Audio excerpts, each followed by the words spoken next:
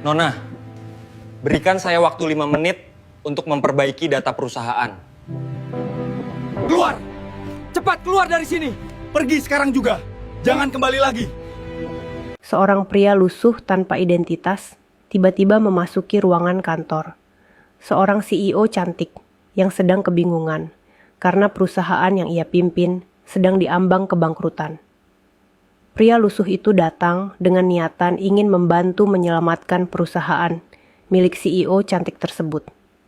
Dengan keyakinan penuh pria tersebut berbicara dengan tegas di depan wanita CEO itu. Awalnya, ia diremehkan oleh 2 satpam penjaga kantor, hingga kedua satpam mengusir dan menyeret keluar pria lusuh tersebut. Namun setelah beberapa jam, pria lusuh itu kembali datang ke kantor tersebut. Dan benar saja pria tersebut benar-benar bisa menyelamatkan perusahaan milik CEO tersebut. Bahkan, hanya dalam waktu 2 menit saja. Siapa sebenarnya identitas pria lusuh tersebut? Sahabat semuanya. Sebelum kita mulai cerita ini, mari tuliskan di komentar dari asal mana saja kalian menonton. Semoga kalian sehat selalu, panjang umur, dan dilancarkan rezekinya, amin ya rabbal alamin. Sekarang mari kita mulai ceritanya.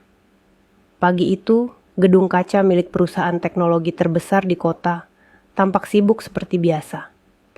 Namun di balik kesibukan itu, ada satu ruangan di lantai tertinggi yang dipenuhi kegelisahan. Ruang kantor CEO terlihat rapi, modern, dan mahal, tetapi suasananya terasa berat, seolah udara di dalamnya ikut menanggung beban yang sama. Seorang wanita cantik bernama Elara duduk di balik meja kerjanya. Tatapannya kosong menembus layar laptop yang menampilkan grafik keuangan menurun tajam. Perusahaan yang ia pimpin sedang berada di ujung jurang kebangkrutan. Investor menarik dana, proyek utama terhenti, dan waktu seakan menjadi musuh terbesarnya. Untuk pertama kalinya sejak menjabat sebagai CEO, Elara merasa benar-benar sendirian. Di saat pikirannya kusut, pintu ruangannya terbuka perlahan. Seorang pria lusuh melangkah masuk tanpa ragu. Pakaiannya kusam, rambutnya berantakan, dan sepatunya terlihat tak pernah mengenal lantai marmer mahal. Keberadaannya begitu kontras dengan ruangan itu, seolah ia berasal dari dunia yang sama sekali berbeda. Elara terdiam. Ia mengira itu kesalahan, mungkin petugas kebersihan yang tersesat, atau tamu yang salah masuk ruangan.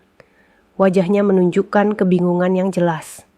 Tak pernah dalam hidupnya seseorang dengan penampilan seperti itu bisa berdiri di hadapannya, di ruang yang dijaga ketat dan penuh protokol. Pria itu berdiri tenang, menatap Elara tanpa rasa canggung. Dari sorot matanya, tak terlihat niat buruk, hanya keyakinan yang kuat. Ia memperkenalkan maksud kedatangannya dengan singkat, ingin membantu menyelamatkan perusahaan. Elara hampir tak percaya. Di tengah kekacauan yang ia hadapi, kedatangan pria asing tanpa identitas ini terasa seperti lelucon yang salah waktu. Ia mencoba mencerna situasi, namun logikanya menolak.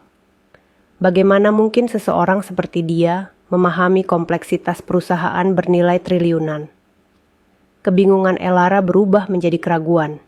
Ia menekan tombol di meja, memanggil satpam. 2 penjaga segera masuk dan memandang pria lusuh itu dengan tatapan meremehkan. Tanpa banyak pertanyaan, mereka menyimpulkan pria tersebut sebagai pengganggu. Meski pria itu berusaha tetap tenang dan menjelaskan niatnya dengan penuh keyakinan, kedua satpam tak memberi ruang. Ia digiring keluar ruangan, lalu diseret hingga keluar gedung. Pintu kaca tertutup kembali, seolah kejadian itu tak pernah ada. Elara menghela napas panjang.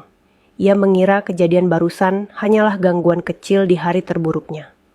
Namun beberapa jam kemudian, setelah rapat darurat yang berakhir tanpa solusi, Elara kembali duduk sendirian di ruangannya. Angka-angka di layar semakin memburuk. Waktu tinggal sedikit. Saat itulah pintu ruangannya kembali terbuka. Pria lusuh itu berdiri di sana lagi. Kali ini Elara tak langsung marah. Ia justru terdiam, diliputi kebingungan yang lebih dalam. Bagaimana pria itu bisa kembali masuk? Mengapa ia terlihat jauh lebih tenang dibanding dirinya yang mengenakan setelan mahal? Tanpa banyak basa-basi, pria itu langsung menjelaskan inti masalah perusahaan dengan sangat rinci. Ia menyebutkan kesalahan fatal dalam sistem inti, kontrak lama yang terlupakan, dan satu keputusan kecil yang bisa mengubah segalanya. Setiap kata yang keluar darinya tepat mengenai luka yang selama ini Elara coba sembunyikan. Dalam waktu 2 menit saja, pria itu membuktikan ucapannya. Ia mengakses satu data lama, mengaktifkan kembali kontrak strategis, dan memicu arus dana yang selama ini tertahan. Grafik di layar Elara bergerak naik. Angka merah berubah hijau. Perusahaan itu terselamatkan. Dengan napas tertahan, Elara akhirnya menyadari siapa pria di hadapannya. Ia bukan orang sembarangan. Ia adalah Arman Wijaya, pendiri asli perusahaan itu. Sosok yang sengaja menghilang dan memilih hidup sederhana setelah menyerahkan segalanya pada generasi berikutnya. Hari itu, Elara belajar bahwa penyelamat sejati tak selalu datang dengan jas mahal dan nama besar. Kadang, mereka datang dalam rupa yang diremehkan dan diuji dengan satu hal paling sederhana, keyakinan.